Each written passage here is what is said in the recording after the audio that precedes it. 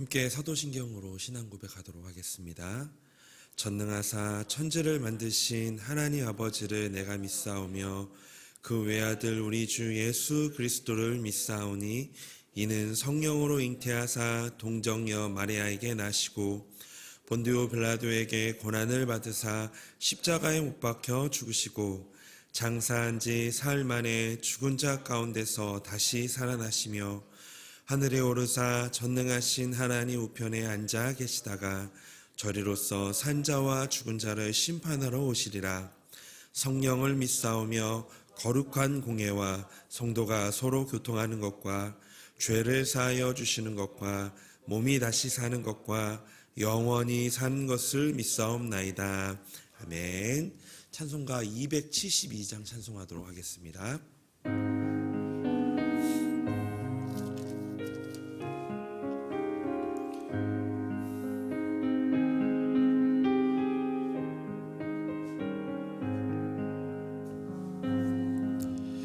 고통의 멍에 벗으려고 예수께로 나갑니다. 자유와 기쁨 베푸시는 주께로 갑니다. 병든 내 몸이 든든하고 빈궁한 삶이 무해지며 죄악을 벗어버리려고 주께로 갑니다.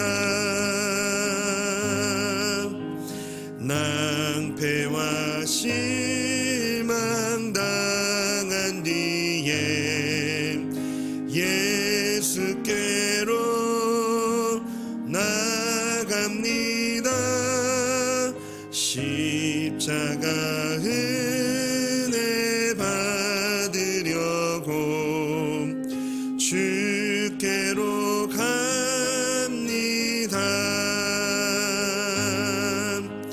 슬프던 마음 위로받고 희생의 풍파 잔잔하며 영광의 찬송 부르려고 주께로 갑니다. 교만한 마음을 내버리고 예수께로 나갑니다. 복 되신 말씀 따르려고 주께로 갑니다. 실망한 이 몸 힘을 얻고 예수의 크신 사랑 받아 하늘의 기쁨 맛보려고 주께로 갑니다. 죽음의 길을 벗어나서 예수께로 나갑니다. 영원한 집을 바라보고 주께로 갑니다. 멸망의 포구 헤어나와 평화의 나라 다다라서 영광의 주를 배우려고 주께로 갑니다.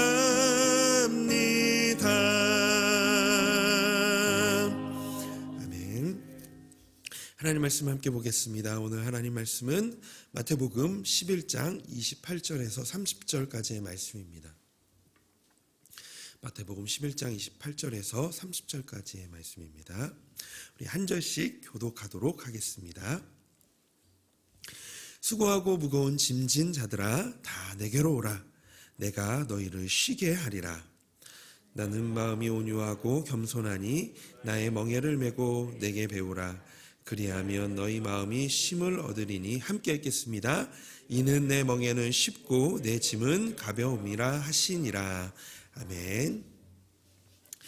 새벽 기도의 시간을 통해 우리 하루의 은혜가 우리 성도님의 삶에서 임해서 우리 문제가 기도가 되고 아픔이 자랑이 되어서 하나님의 사랑을 드러내는 그런 하루가 되기를 소망합니다.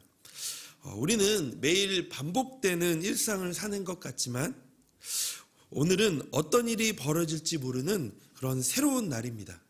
그래서 예기치 못하게 찾아오는 일들에 당황하기도 하고 때로는 기뻐하기도 합니다. 새로운 하루를 맞이하며 내 자신과 가족을 위해서 늘 수고하고 살아가는 우리가 익숙한 듯 익숙하지 않는 하루를 이 감사로 말미암아 은혜가 넘치게 하려면 어떻게 해야 할까요? 그리스도인들은 늘 그 삶의 답을 말씀을 통해서 찾아야 합니다.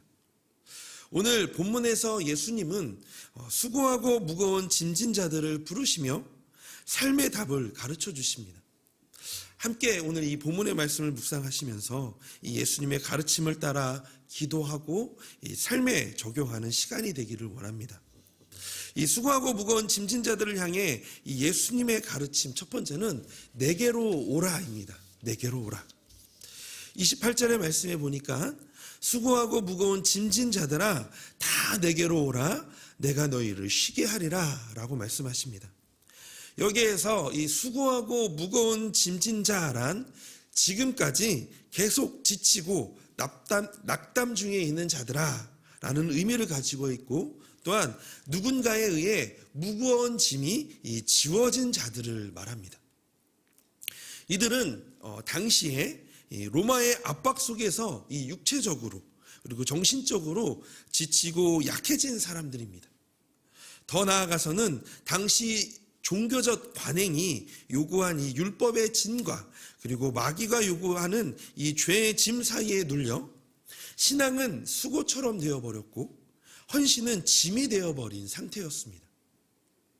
오늘날도 이 삶의 힘겨운 현장에서 노출된 사람들이 각종 스트레스에 시달리고 점점 복잡한 삶에서 이 쾌락에 빠져 세상에서 윤리와 이 죄의 짐으로 시달리고 있습니다. 쉬고 있는 것 같은데 다시 일상으로 돌아가 삶의 현장을 마주하려니 더 피곤해지는 그런 상태 말입니다. 이런 상황에서 신앙은 수고와 무거운 짐이 되었고 늘 정죄감 속에 사로잡혀서 어딘가에 마음을 붙일 곳이 없어져 버렸습니다. 그런 우리들을 향해 예수님은 내게로 오라고 부르시며 내가 너희를 쉬게 하리라 라고 말씀하십니다. 이 말씀을 직역하면 내게로 오면 내가 너희를 쉬도록 만들 것이다 라는 뜻입니다. 이는 예수님께서 부르심에 반응하는 이들에게 안식을 주시겠다라는 강한 의지적인 약속입니다. 이와 같이 이 예수님은 쉼, 즉 안식을 주시는 분이십니다. 당시에 가장 엄격한 율법 중에 하나는 안식일 규례였는데요. 이 유대인들은 이 안식을 어김없이 지켰지만 이 진정한 쉼은 얻지 못했습니다. 이 쉼을 얻어야 할 안식일이 오히려 그들에게는 숨도 못 쉬게 하는 짐이었습니다. 그 이유는 이 바리새인들과 이 서기관들이 요구하는 율법은 결국 자신이 얼마나 초라한 존재를 직면하게 하였고 구원에 이르지 못하는 것에 대한 두려움을 줄 뿐이었기 때문이었습니다. 이 F.B. 마이어라는 분이 이 진정한 쉼을 누리지 못하는 이들에게 이렇게 이야기합니다. 이런 글을 썼습니다. 당신의 자신의 괴로운 일들을 기록하고 있는 의기소침한 영혼이요. 당신의 자비로우신 주님이 당신 자신이 알고 있는 것보다 더 정확하게 당신의 삶을 보고 계시며 더 사랑스럽게 평가하고 계신다. 결국 진정한 쉼은 예수님만이 우리에게 주실 수 있는 선물입니다. 28절의 말씀을 다시 한번 우리 함께 같이 읽어보도록 하겠습니다. 수고하고 무거운 짐진 자들아 다 내게로 오라. 내가 너희를 쉬게 하리라. 아멘. 예수님은 오늘 살아가는 우리들을 이 은혜로 초청하십니다. 그 초청에 반응하는 사람들을 예수님은 고치시고 평안과 참 안식을 주십니다. 우리가 해야 할 일은 오직 우리의 필요를 인정하고 그분께 나아가는 것입니다. 주님만이 우리에게 진정한 쉼을 주십니다. 그 주님만이 반드시 그렇게 우리에게 진정한 쉼을 주실 것입니다. 이 시간 다 내게로 오라고 말씀하시는 예수님께 있는 모습 그대로 나아가서 쉼을 우리가 누릴 수 있도록 우리가 쉼을 달라고 기도하는 그런 시간이 되기를 소망합니다.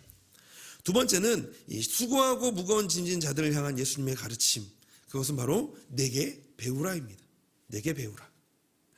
29절에서부터 30절 말씀에는 나는 마음이 온유하고 겸손하니 나의 멍에를 메고 내게 배우라. 그리하면 너희 마음에 쉼을 얻으리니 이는 내 멍에는 쉽고 내 짐은 가벼움이라 하시니라. 예수님은 자신의 멍에를 메고 배우라고 말씀하셨습니다. 그런데 예수님은 멍에를 벗겨주신 것이 아니라 바꿔주신다라고 말씀하고 있습니다. 그 멍에는 훨씬 쉽고 가벼운 멍에라고 하십니다. 사실 우리는 세상을 살 동안 멍에를 완전히 벗을 수는 없습니다. 짐을 지지 않고 인생을 살 수가 없습니다.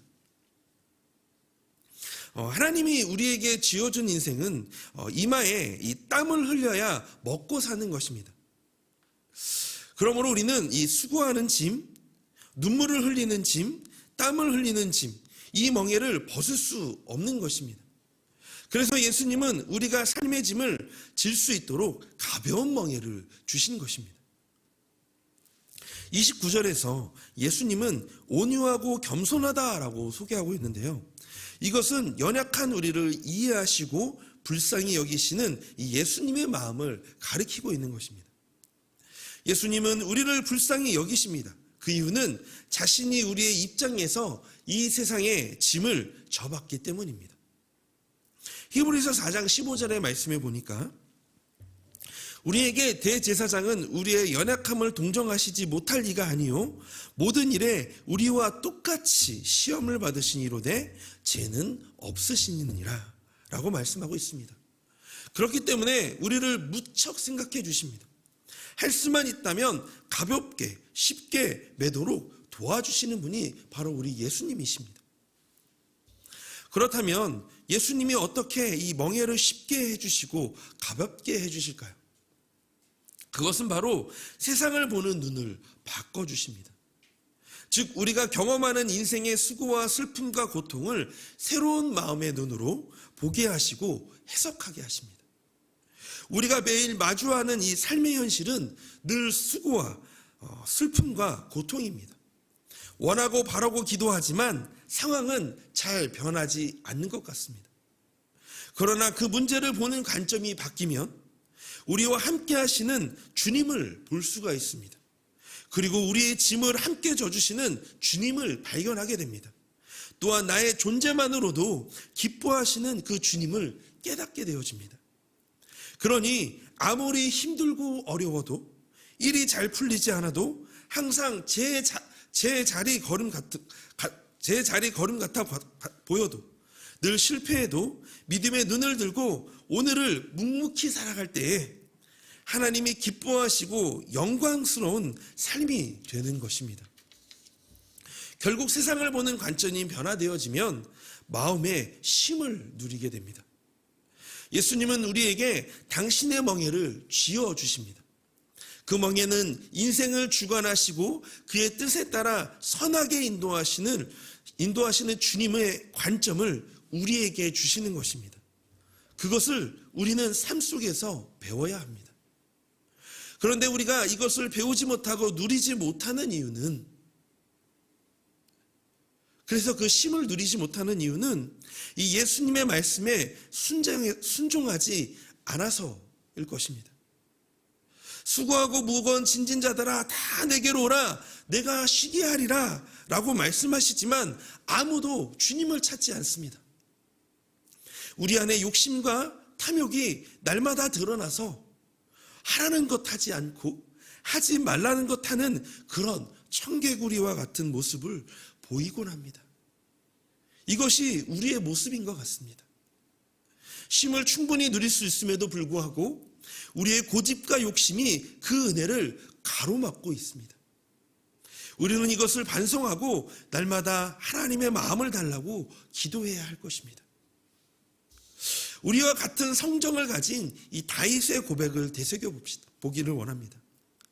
그가 쉽지 않았던 인생 속에서 하나님을 향한 믿음의 관점을 가지고 자신의 삶을 돌아보니 모든 것이 은혜였고 감사였으며 주님을 향한 신뢰와 확신 그리고 기대가 가득 차 있음을 보게 됩니다.